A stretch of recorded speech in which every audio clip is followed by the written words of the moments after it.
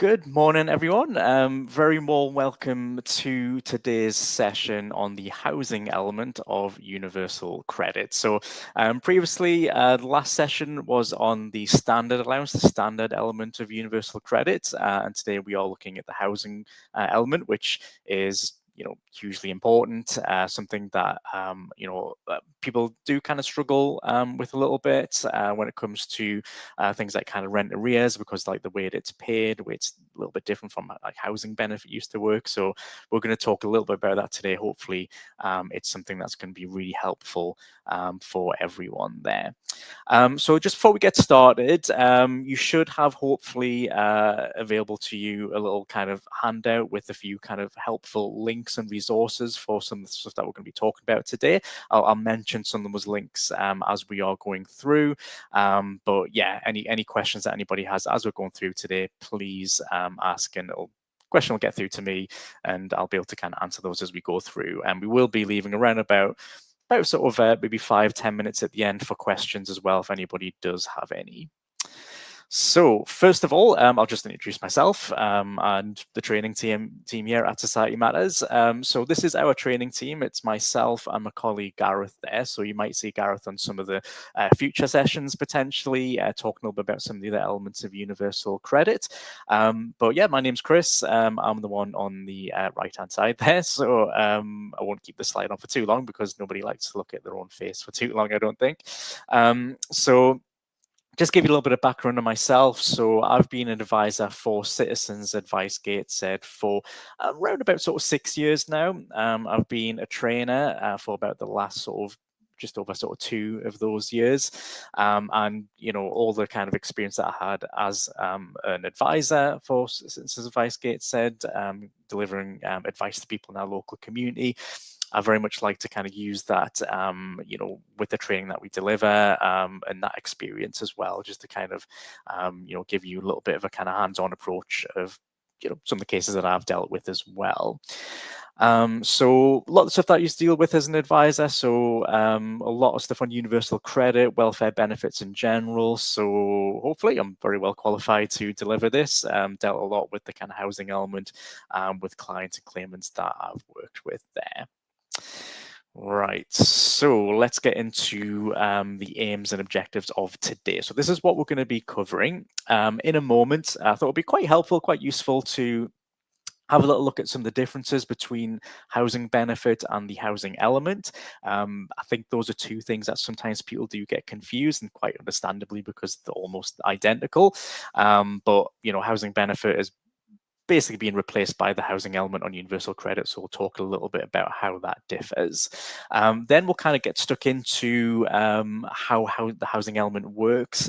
First of all, how it works when it comes to social housing, and then a little bit around sort of privately rented accommodation as well. So if you have a private landlord, how that might sort of be a little bit different potentially.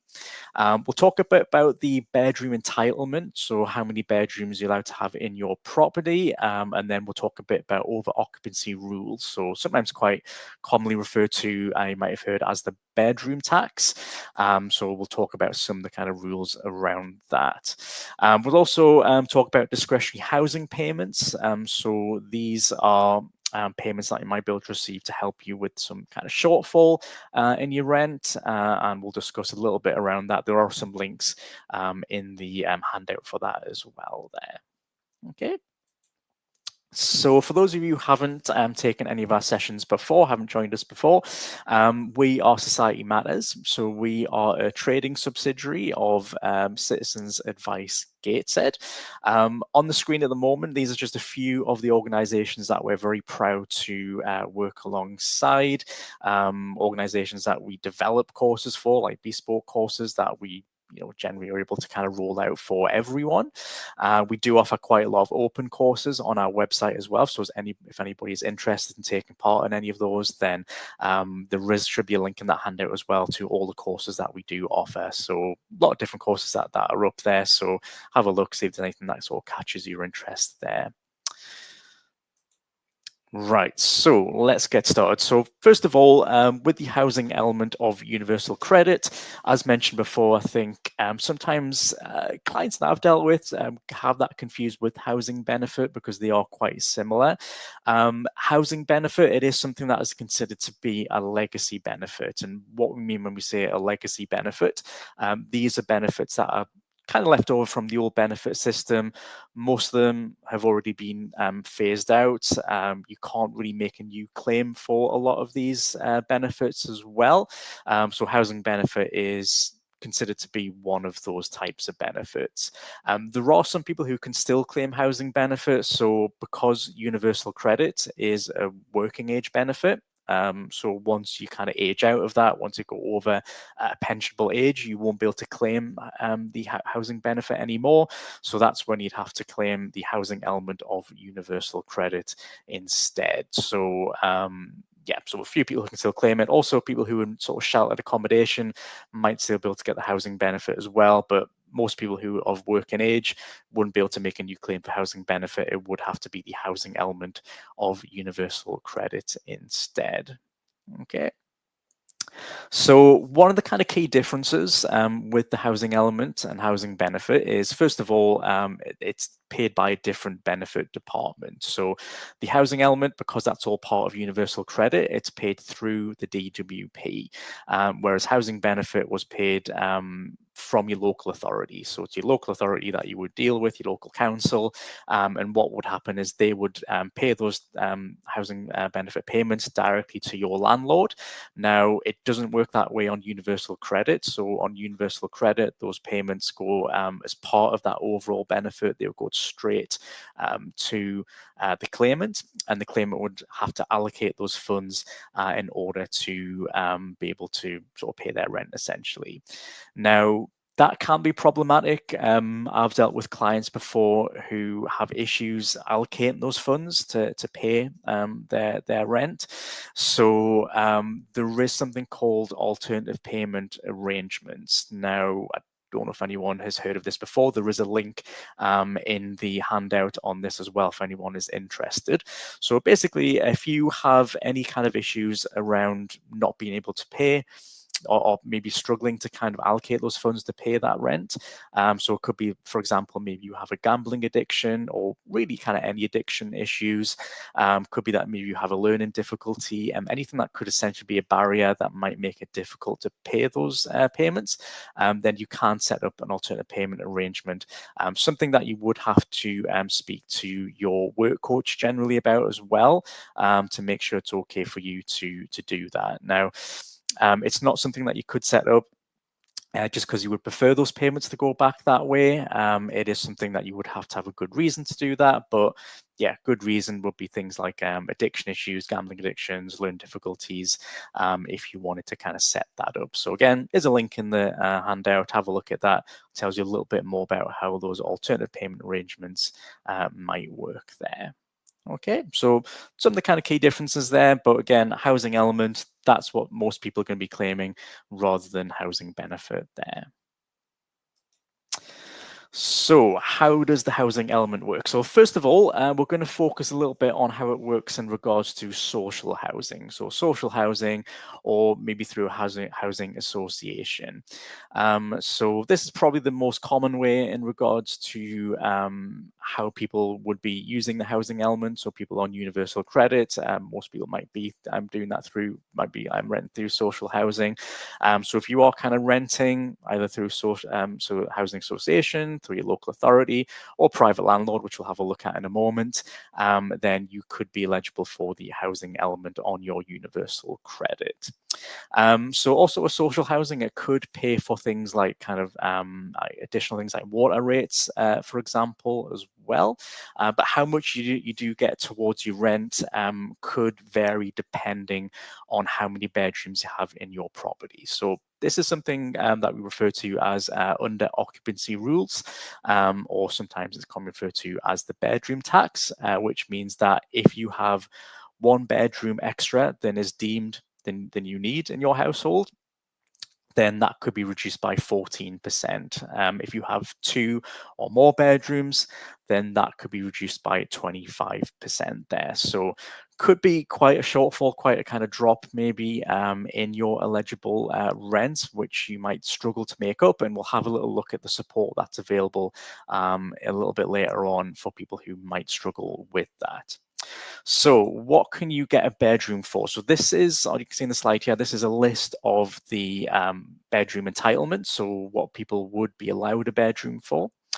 So first of all, someone who is, well, if you're living as an adult couple, so any sort of couple, if you might be, for example, claiming universal credit on a joint claim, and if that was the case, then you'd have a nominated claimant, and they would receive the funds, and between you, you'd have to allocate those funds to pay that rent. So if it's a joint claim, you'd have one bedroom between you, and then any other kind of adult couple who are living in the household would also have a bedroom as well.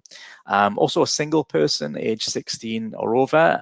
This doesn't include lodgers. There are kind of different sort of rules around that. Any two children of the same sex under the age of 16 would have to share a bedroom, so they'd have a bedroom between them. And any two children, regardless of sex, under the age of 10, they would also share a bedroom there as well. And any other child under the age of 16. Okay, so that's the entitlement for the bedrooms there. Now, could be people who are in difficult situations where those rules may vary a little bit. So some of the exceptions, oops, sorry, the slide's gone a bit skew with there, so they've come off a little bit there. Apologies for that. It was working okay before I uploaded it, and now it's gone a bit strange there, but yeah, I'm sorry about that, everyone. I'll just kind of read them out anyway, so you'll kind of know what they are. So these are some of the exceptions. So could be, for example, if you are a disabled adult or a child or non-dependent who needs overnight care. So it could be, yeah, so for example, if you have like a health condition or disability and you might need a carer, who would have to stay overnight, so they could have a bedroom while they kind of stay with you on that property. Could be that you're maybe an adult couple and who, you might potentially share a room, and one of you might have a disability, so they may need potentially a separate room in the household, because there could be maybe risk of keeping you awake at night. They might have kind of loud medical equipment in the room, that sort of thing, but for whatever reason, it could be that they need their own bedroom as part of having that disability or health condition. Could be that, for example, maybe you have a child who is expected to share a bedroom with a sibling, but they have a health condition that, or a disability that could potentially contribute to them, maybe keeping siblings awake at night. Now, if that is the case, then they could have their own bedroom as well. And could be that you need an additional room to store maybe kind of large medical equipment. So, maybe large medical equipment, like pieces of kind of breathing apparatus, that sort of thing. Then you could have a bedroom to kind of store that, and that would be an exception. But if you don't fall under any of those exceptions, then yes, you could be subject to the bedroom tax there. So if you have an additional bedroom, that could be reduced. Also, the bedroom entitlement doesn't apply to people in certain situations. So it could be maybe pensioners, for example, living in social housing accommodations, such as maybe council or housing association properties. Then they could be exempt from that.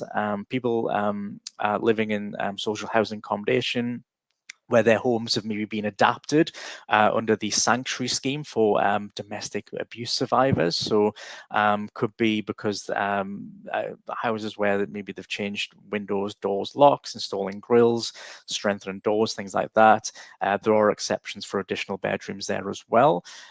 People who live in supported accommodation, people who live in certain types of accommodations. So that could be through maybe houseboats or caravans, for example. There are exceptions in place there. And people who have been maybe temporarily housed by their local council, so who are in like maybe supported or sheltered accommodation. Also people who maybe rent their property under like a shared ownership scheme potentially as well. there are a few exceptions there too. So I think I have dropped a link into that handout as well. Gives you a little bit more of a breakdown of some of those exceptions there. But generally speaking, yeah, anyone who is, has a disability health condition, needs a carer to stay overnight, needs a room to store large metal equipment, then yeah, there could be exceptions to that rule. Okay. Sorry, any questions on this, by the way, so far? If anyone does have any questions, please pop it into the chat there for me. Or you can ask afterwards as well and email it across to me if you prefer. Okay.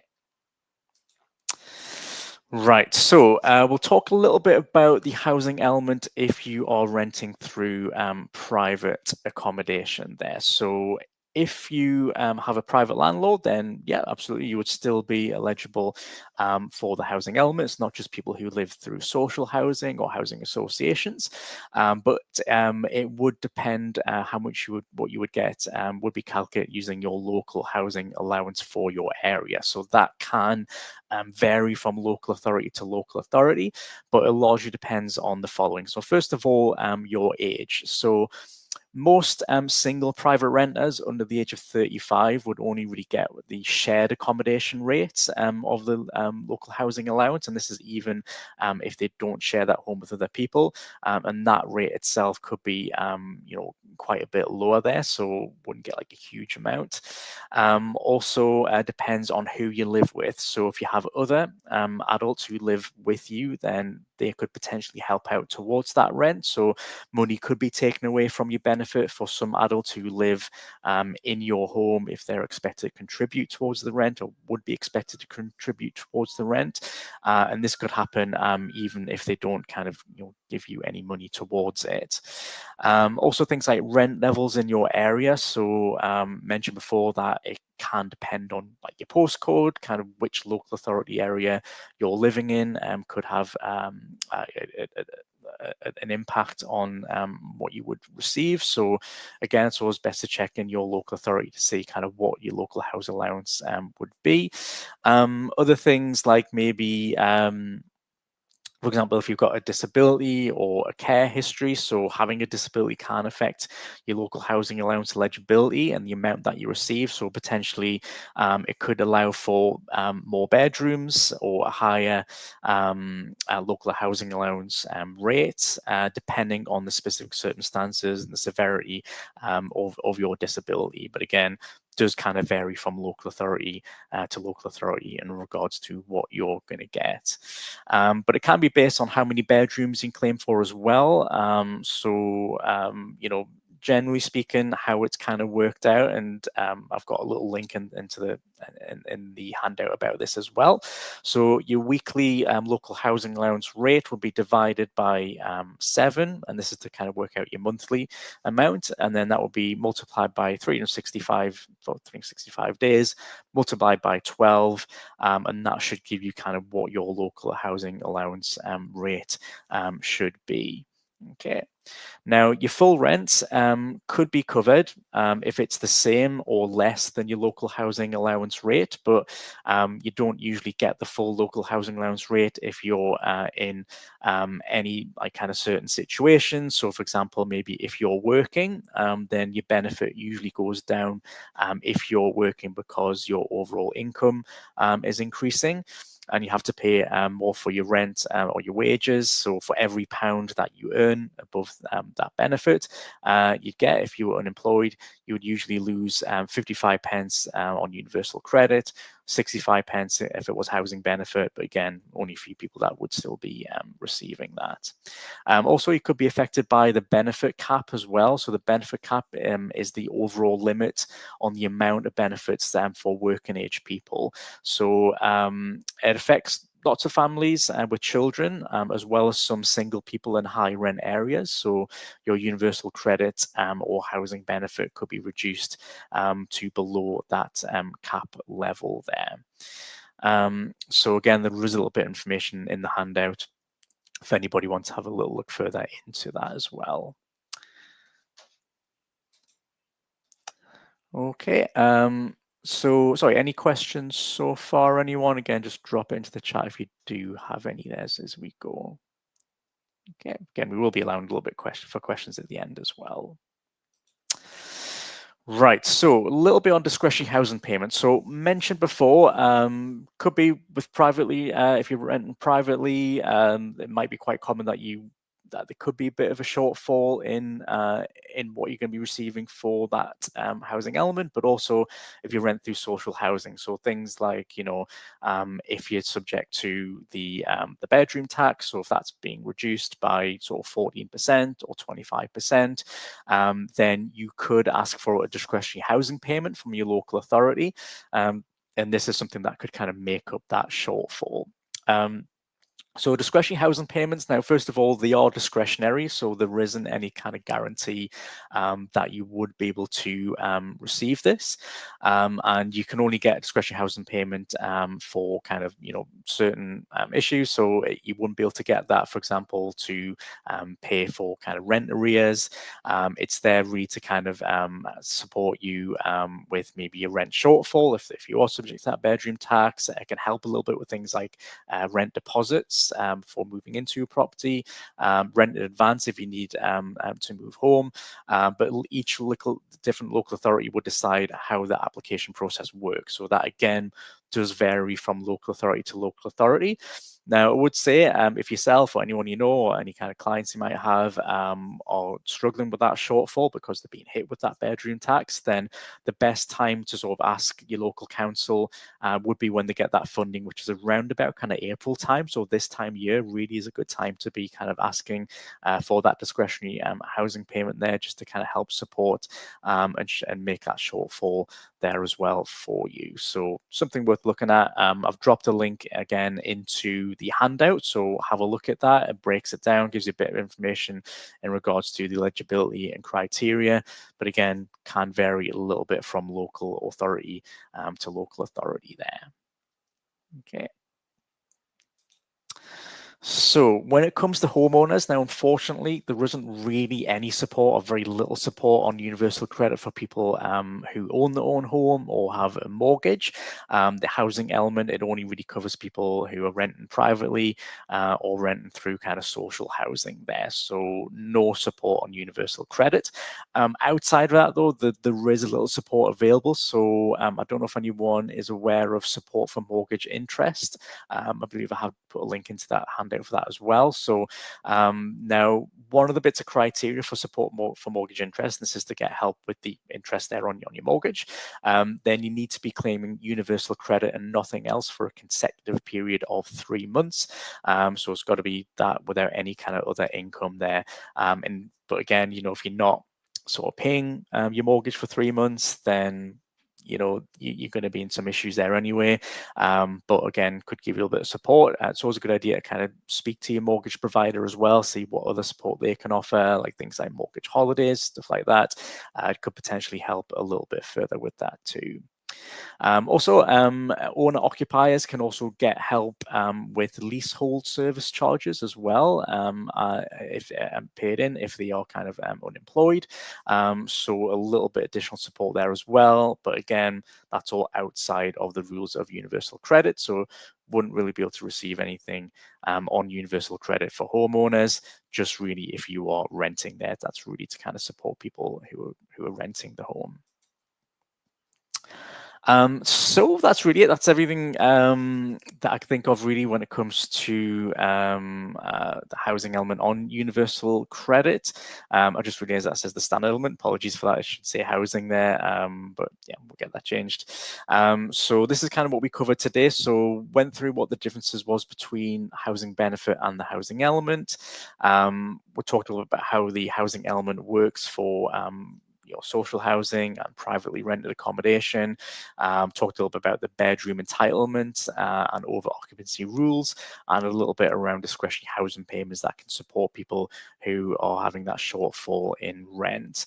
There are a lot of changes coming up with benefits in general, welfare benefits there that probably people have seen in the news recently. As far as universal credit, it's impacting mostly the health elements, so limited capability for work, so it shouldn't really be affecting anything to do with the housing element there. But again, a lot of people do struggle who are on universal credit with the housing element because because people are allocating those funds themselves. Could be that they're, maybe struggling with their day-to-day living costs, and they're using some of the housing element to pay for that. And we do find a lot of people who are in rent arrears because of that as well. So always a good idea to kind of have a look, see what kind of debt support is available. So places like Step Change are really helpful to see what other kind of support people who can get who are suffering from rent arrears. And also, of course, like there's food banks, Citizens Advice have food banks available as well, people who are kind of struggling with their sort of day-to-day costs there. Okay, so we've got about 5 minutes at the end. Does anyone have any kind of questions at all on the housing element? Anything that comes to mind there? Anyone? Again, just pop into whichever chat version you're using there, yeah, I'm happy to kind of answer anything anyone has. And again, if you don't feel comfortable asking questions within the live chat, yeah, you can ask me afterwards. I think my email address should be included within the handout there as well.